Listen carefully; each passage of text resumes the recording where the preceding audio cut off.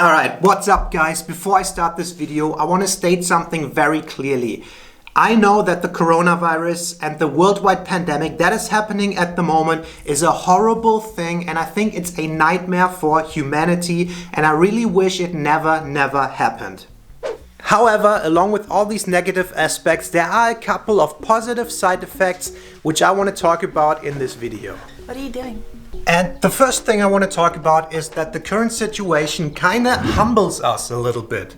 And what I mean by that, at least for me personally, it makes me remember what is important in life. And that first and foremost is health. And that health is way more important than all the materialistic stuff that I tend to think about and all the anger we have towards other things that are sometimes not that important on the bigger scale.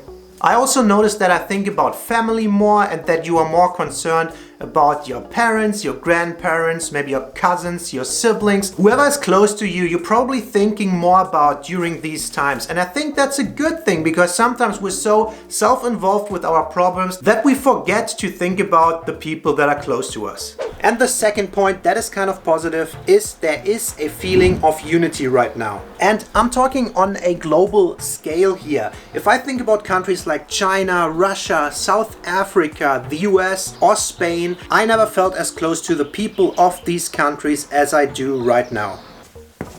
I think there's a one world feeling out there, and that everybody around the world works together. And that is because of one common enemy, the virus. Think about racism, stupid politics or war. All of that crap is really secondary news right now. And in this minute, all around the world, scientists work to find a solution and a cure to that virus. And it doesn't really matter if it's going to be Russian scientists or Germans, Italians or scientists from the United States. Everybody will be glad once a cure is found. So I think the world is more united than it was over the last decades probably. One of my favorite books, it's called Perry Rhodan, it's a sci-fi novel, talks about that thing. And it kind of goes like this: the world is on the brink of World War III. There's Russian, Chinese and US governments, and they're about to go to war. But then all of a sudden an alien race appears on the moon and they threaten the safety of the Earth. And all of a sudden all these superpowers unite because there's a common greater enemy. And that really reminded me of the virus, because right now the virus is enemy number one, not only of a state or a country, but of the entire world. And my point number 3 is that quarantine for a lot of people means you could pick up on some old or new hobbies that you can basically do inside, like working out. Woo. You could be cooking with your loved ones, or at least watch them cook. You could go ahead and read some books. Or even pick up an old instrument. Girl! Or you can binge watch the Netflix series that you always wanted to. Or go on YouTube, Deanna and Phil.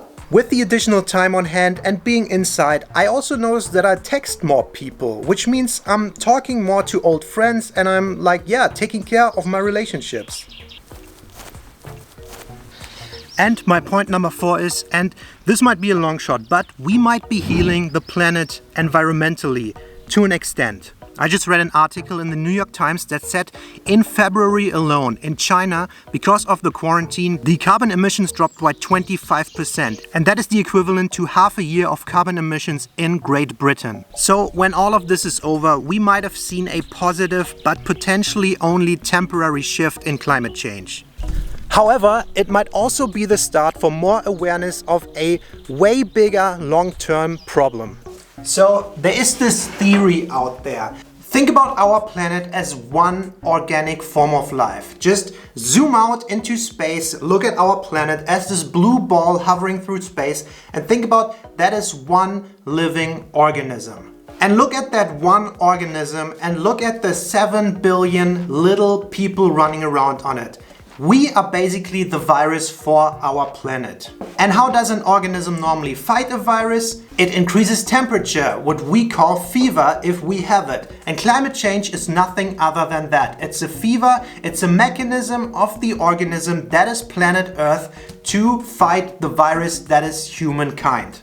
Another thing that organisms do is they build remedies, they build little antidotes in their body. And if you think about us as the virus of planet Earth, then viruses like the coronavirus are just a method of the planet to fight back against the virus that is humankind. Because right now we are polluting the planet and the climate is changing, and that is a big long-term problem. So coming back to the coronavirus and the situation right now, if we fight the virus and it will come to an end, hopefully in the next couple of months, then maybe we will see this impact in climate change. And scientists right now are debating maybe this will be the start of better awareness towards our planet and how we treat it. Alright, so those were my 4 or 5 positive side effects of the coronavirus at the moment. I know it's a crappy situation that we're all in, but I try to look more on the positive side of things. Of course, the negatives are overwhelming right now, but I think we could all use a break at the moment, look at the positives. But yeah, if you can think of more things that are positive in these weird times we're living in right now, let me know in the comments below, and I'll see you next time. Goodbye.